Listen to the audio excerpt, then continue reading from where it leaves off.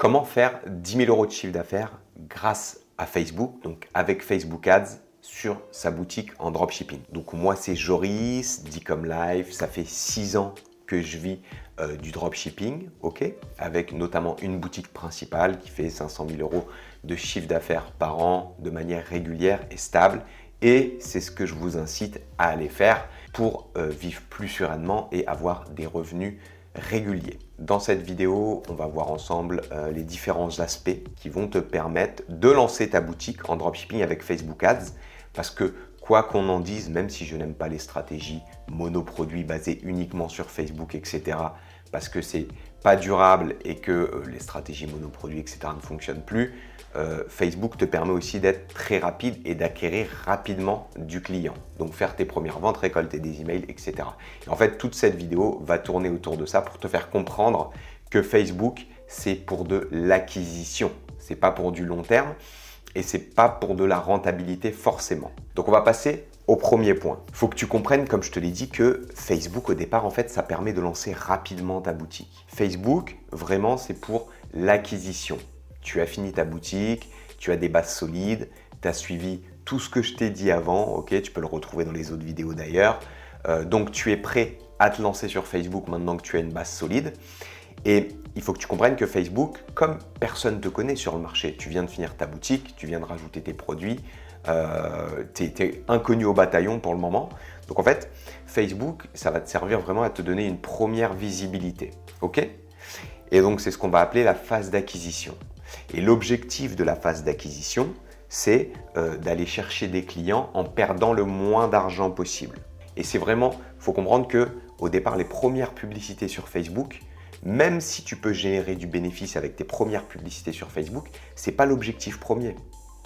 L'objectif premier, c'est de réussir à récupérer ce que tu dépenses en publicité, justement en faisant des ventes, en récupérant des emails et derrière reproposer des produits. L'objectif vraiment, c'est de récupérer l'argent que tu mets en publicité Facebook en faisant des ventes. C'est ça l'objectif au départ. Pourquoi? Parce que ça va te permettre de te constituer une première audience que tu pourras plus tard venir recibler. Tu pourras également leur envoyer des emails pour faire de la récurrence de vente et là faire des bénéfices. Mais si déjà sur ton acquisition, tu ne gagnes pas d'argent, mais tu n'en perds pas, ben là déjà tu as réussi ta phase d'acquisition. Donc le premier point, ce qu'il faut comprendre, c'est que Facebook, la publicité sur Facebook, quand tu lances une boutique, l'objectif c'est de ne pas perdre d'argent. C'est pas de faire des millions avec un produit, ça marche plus ça. Donc vraiment c'est de ne pas perdre de l'argent, même si tu es bon et que tu trouves des bons produits, tu peux même faire des bénéfices, mais c'est pas là que tu vas ramasser vraiment le gros, ok, où tu vas pouvoir faire des gros revenus. Les gros revenus, ça va se situer derrière.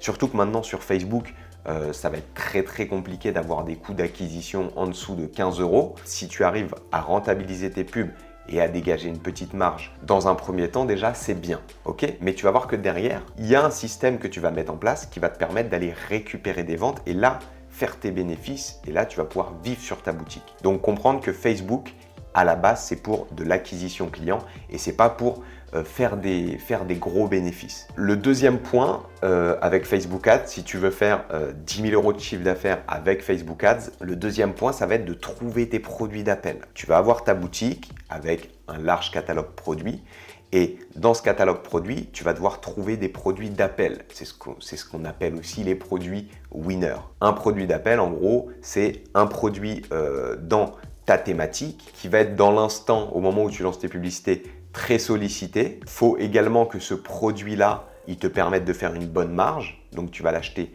pas très cher et tu vas pouvoir le revendre assez cher. Donc, par exemple, je te dis, après, il n'y a pas de vérité absolue, mais au plus tu marges, au mieux c'est parce que au plus tu vas pouvoir dépenser de la publicité pour faire une vente, ok, et être toujours rentable ou en tout cas ne pas perdre d'argent. Donc, un bon produit d'appel en plusieurs points, c'est un produit qu'on ne va pas forcément trouver partout, donc pas de produit mainstream. Par exemple, si tu es dans le running, tu ne vas pas lancer simplement un maillot de running simple.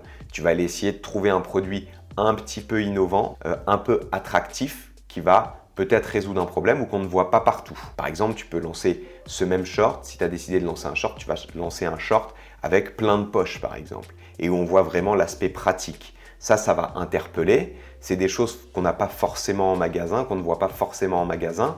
Tout du moins, s'ils sont exposés, on ne voit pas cet aspect plein de poches partout, parce qu'une des problématiques, par exemple, du jogger ou de celui qui court, c'est qu'il a besoin de tout garder sur lui, mais il ne faut pas que ça l'encombre. Donc le fait qu'il y ait plusieurs poches, ça peut être intéressant. Donc l'idée, encore une fois, c'est qu'un exemple, mais l'idée, c'est de trouver un produit vraiment attractif qui va interpeller, qu'on ne trouve pas forcément partout, ou en tout cas qui n'est pas marketé, c'est-à-dire qui n'est pas montré comme toi tu vas le montrer en publicité, et qui te permet également de faire une bonne marge. Aussi, autre aspect important, il faut que ce produit il soit qualitatif. Parce que vraiment l'objectif, c'est que derrière, ton client recommande chez toi. Parce que c'est là que tu vas avoir tes revenus. Il faut que ton client il commande 5, 10, 15, 20 fois chez toi. S'il commande une fois par mois, 20 fois, pendant 2 ans, tu as un client qui te ramène X euros par mois. Parce que tu n'as pas besoin de repayer de publicité si tu communiques correctement par email. Donc ça, c'est très important à comprendre. Les points, en gros, importants pour ton produit d'appel, c'est 1, on ne le trouve pas forcément partout. Il n'est pas marketé de la façon dont toi, tu vas montrer le produit. 2, il faut qu'il soit sollicité dans l'instant, c'est-à-dire au moment où tu le lances, si tu es sûr, je reprends le running en été, faut que tu vas pas vendre un pull par exemple pour courir, ok, ou des gants. 3, il faut que tu aies une marge confortable. Considère que tu vas dépenser en moyenne entre 15 et 20 euros de publicité Facebook pour faire ta vente. Donc quand tu enlèves tes coûts, quand tu enlèves ton coût produit, tes frais liés à ta société, etc., tout dépend de ton statut, les fees, donc ce que Shopify ou PayPal te prend, etc., quand tu enlèves ça, il faut que tu retrouves à la fin, en comptant 15-20 euros de coût par achat, il faut que tu retrouves une marge. Et 4, il faut qu'il soit qualitatif le produit. Donc l'idée, c'est que pour trouver ton produit d'appel, dans ta thématique, si par exemple tu es dans le running, tu vas aller lister comme ça, en sourçant sur AliExpress ou sur des grosses plateformes, tu vas aller lister tout un tas de produits comme ça, qui répondent à ces 4 critères. Et après, tu vas aller les tester un par un. Par rapport déjà à la matière que tu as en publicité, est-ce que tu as des supports publicitaires suffisants? Est-ce que sur AliExpress, tu as trouvé des vidéos? Est-ce que tu as des photos? Est-ce que tu peux pas le faire toi-même? C'est encore mieux. Par rapport à ça, tu vas aller lister tous les produits et après, tu vas aller les tester un par un jusqu'à trouver le produit qui te génère un peu de bénéfice ou en tout cas qui ne te fait pas perdre d'argent pour pouvoir créer ton audience et ta base mail. Donc ça, c'était le deuxième point, c'est trouver ton produit d'appel. Troisième point, ça va être sur ces produits d'appel que tu as identifiés, il va falloir que tu crées des créatives, ok, pour Facebook. Donc comment tu vas montrer le produit? Il faut que tu crées des vidéos et des images. Je te conseille de tester ces 2 formats-là. Sur les vidéos, il va falloir que tu aies une structure type, c'est-à-dire que les 3 premières secondes, il faut que tu essayes de trouver le plan le plus percutant, ok? Il faut que ça suscite l'attention de la personne, qu'elle s'arrête parce qu'elle est sur Facebook, elle n'est pas là pour acheter, elle se divertit. Donc il faut que tu aies un catch, qu'elle regarde, qu'elle fasse waouh, elle s'arrête. Après, il faut que tu ailles générer de l'intérêt. Donc, tu vas peut-être développer la problématique. Si on revient sur le short qui a plein de poches, tu vas peut-être mettre quelqu'un, je ne sais pas, qui n'arrive pas, qui court, qui est encombré, etc. Après, tu vas susciter le désir. Donc, tu vas mettre en avant les bénéfices, justement, qui vont venir résoudre cette chose. Et après, tu vas mettre un passage à l'action à la fin de la vidéo. C'est ce qu'on appelle l'off marketing. Donc, est-ce que tu offres quelque chose avec le produit? Est-ce que tu fais une réduction, 10 euros offerts, etc., etc. Donc ça, c'est la structure type d'une publicité. Base-toi sur des choses qui fonctionnent, ne réinvente pas la roue au départ. Et quand ta boutique tournera, tu pourras, si tu veux, faire des petits exotismes. Ok, tu pourras te permettre de faire des choses un peu plus innovantes. Et donc, tu vas tester comme ça plusieurs accroches dans ta vidéo. Tu vas tester plusieurs formats. Tu vas en faire 2, 3, 4. Pareil, tu vas faire quelques images où on voit le produit avec des bénéfices listés. Idéalement, il faut que le produit, on comprenne directement l'intérêt qu'il a, ok, les bénéfices pour le client. Pareil, 2, 3 images. Comme ça, tu vas voir tes créatifs sur ton produit d'appel. Donc ça, c'est pour un produit d'appel. Une fois que tu as ça, tu es prêt à aller chercher tes audiences. Donc, on va passer du coup au 4e point. Donc, premier point, comprendre que Facebook, c'est de l'acquisition. 2e point, trouver ses produits d'appel. 3e point, créer ses créatives. Ok, des créatives avec le bon format sur Facebook, avec les codes de Facebook. 4e point, ça va être trouver ton audience. Donc, si tu es sur une thématique, que tu as bien identifié, comme je le dis en général, ton avatar client, tu sais comment lui parler, comment t'adresser à lui, tu vas pouvoir aller le cibler. Tu sais a priori où il se trouve. Là, c'est pareil, avec tes créatives, tu vas aller cibler plusieurs audiences. Ok.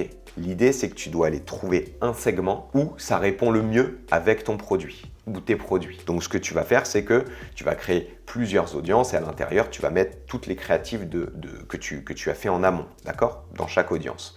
L'objectif, c'est de trouver la meilleure créative par rapport au segment pour avoir finalement le meilleur retour sur investissement et tu garderas uniquement les segments où tu es rentable. Donc ça, c'était le quatrième point. Il faut savoir qu'en général, tu vas aller rediriger directement vers une fiche produit. C'est le meilleur moyen d'avoir le plus de conversion, c'est de réduire le chemin. Si tu renvoies, surtout, faut pas renvoyer sur une page d'accueil, faut pas renvoyer sur une collection. Alors tu peux, si au bout d'un moment tu es connu sur ton audience, tu peux renvoyer vers des collections, mais au départ, ou en reciblage, mais au départ, renvoie vers une fiche produit parce qu'au plus tu raccourcis le parcours utilisateur quand il ne te connaît pas, au plus tu maximises les chances de faire des ventes. Et comme l'objectif, c'est de venir amortir son budget publicitaire, on va chercher la vente rapide à ce niveau. Après, tu vas avoir un dernier point qui va être maîtriser ton retargeting. C'est-à-dire que grâce à ton acquisition via tes produits d'appel ou winner, tu génères des ventes, mais tu peux derrière aller rentabiliser davantage en cherchant un deuxième point de contact avec les gens qui ont visité ou qui ont visionné la vidéo. Il faut savoir qu'au départ, le trafic, il est froid, les gens ne te connaissent pas. Tu arrives sur le marché, on ne connaît pas tes produits, la majorité des gens n'achèteront pas. Si tu es par exemple à 2% de taux de conversion sur ta boutique, ce qui est bien, tu vas avoir sur 100 personnes, 2 personnes qui achètent. Donc ça veut dire qu'il y a 98 personnes qui vont partir du site. Ces personnes, tu peux aller les recibler avec des formats différents où tu vas montrer le produit sous un autre angle. Tu peux aussi également aller faire des vidéos, ce qu'on appelle UGC. Donc, tu as des sites comme 5euros.com anciennement qui s'appellent ComeUp. Ces choses-là, tu peux trouver, tu tapes témoignage UGC, tu vas leur renvoyer le produit et ils vont te donner un avis honnête sur le produit face caméra. Eux, ils ont l'habitude de faire des vidéos propres et professionnelles. Et ça, pour le retargeting, ça peut être très intéressant. Tu peux aussi faire un unboxing du produit toi-même en le commandant. Tu peux essayer de retargeter avec des images. Il n'y a pas vraiment de règles, d'accord? Là, je t'invite à tester plein de trucs et encore une fois, tu vas garder les créatifs qui fonctionnent le mieux. Et si par exemple en acquisition, tu es à 20 ou 25 euros en coût par achat, bah peut-être qu'en retargeting, tu vas être plus qu'à 10 euros ou moins de 10 euros. Donc, quand tu vas prendre ton système Facebook dans sa globalité, tu vas peut-être être en moyenne à 17 euros en coût par achat. Si tu as une marge nette, je ne sais pas, à 23 euros, bah, tu vas gagner 6 euros par produit. Donc, tu vois déjà que si tu en vends 10 par jour, ça peut être intéressant. Mais encore une fois, si tu n'atteins pas ce seuil de bénéfice, tant que tu ne perds pas d'argent, c'est le principal. Parce que derrière, comme je l'explique à chaque fois, tu vas aller travailler tes emails, tu vas apporter du contenu par email, etc.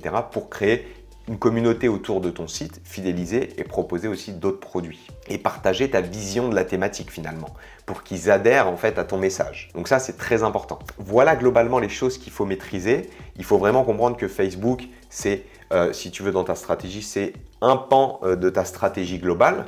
Et c'est ce qui va te permettre rapidement de faire de l'acquisition. Mais à côté, tu vas avoir ton email, à côté, tu vas avoir le contenu si tu en fais, tu vas avoir également du SEO naturel si tu fais des articles de blog, etc. Après, libre à toi d'utiliser d'autres plateformes publicitaires pour faire ta pub. Mais au départ, je conseille Facebook parce que c'est le moyen le plus rapide d'arriver à se construire une audience si tu fais bien le travail au départ. Mais encore une fois, ne le vois pas comme le seul outil, un monoproduit et je vais générer 1 million d'euros avec ça. Le vois pas comme ça fonctionne plus comme ça. C'est très rare d'arriver à ce stade. Et ceux qui arrivent encore à tirer un peu leur épingle du jeu là-dessus, ils ont roulé leur boss depuis longtemps. Donc toi, en tant que débutant, si tu commences ou intermédiaire, c'est très très peu probable que tu arrives à être profitable. Donc mets-toi sur une thématique, utilise Facebook comme un vecteur d'acquisition et tu verras que au bout de quelques semaines, quelques mois, tu arriveras vraiment à tirer ton épingle du jeu. Parce qu'il faut comprendre aussi que Facebook, au plus tu vas avoir des données, donc des ajouts au panier, des achats, au plus Facebook va être capable d'aller cibler pertinemment ton audience sur Facebook. Donc tes coûts par achat vont avoir tendance aussi à diminuer. Si au départ tu ne fais pas de bénéfices, ce qu'on appelle tes break-even, tu dépenses autant que ce que tu fais rentrer, bah c'est pas grave parce que dis-toi qu'avec le temps, ça va s'optimiser. Et tu vas tester d'autres choses. Et en fait, c'est plein de petits éléments qui vont faire que tu vas devenir rentable dans les semaines et les mois à venir, en plus en rajoutant derrière une stratégie sérieuse de contenu, etc. C'est le seul moyen maintenant de faire 10 000 euros de chiffre d'affaires par mois sur sa boutique grâce à Facebook Ads. Et aussi derrière, si tu as un back-end, donc des emails, que tu envoies du contenu, etc. Sans ça, ça va être très compliqué d'être rentable. Et encore une fois, c'est pas plus long, c'est juste qu'il faut connaître la stratégie et mettre les choses en place en amont et savoir où tu vas, avoir un plan. J'espère que ça t'a plu. Si ça t'a plu, pense à mettre un petit like, à t'abonner parce que je vais partager du contenu régulièrement, ok? Très bien. Surtout qu'il va y avoir après les Black Friday qui vont arriver et tout, donc ça va vraiment te servir. Si tu veux booster ta boutique et avoir des résultats dans les mois qui viennent, je t'invite vraiment à liker et à t'abonner. Et n'hésite pas, il y a un e-book offert et il y a un challenge dans la description de 7 jours. Donc en gros, en 7 jours, tu vas recevoir une vidéo chaque matin à 7 h du matin, une vidéo de formation pour t'aider à faire tes premières ventes en un mois. Inscris-toi au challenge, like la vidéo, inscris-toi également à la chaîne et je te dis à une prochaine vidéo. C'était Joris, ciao.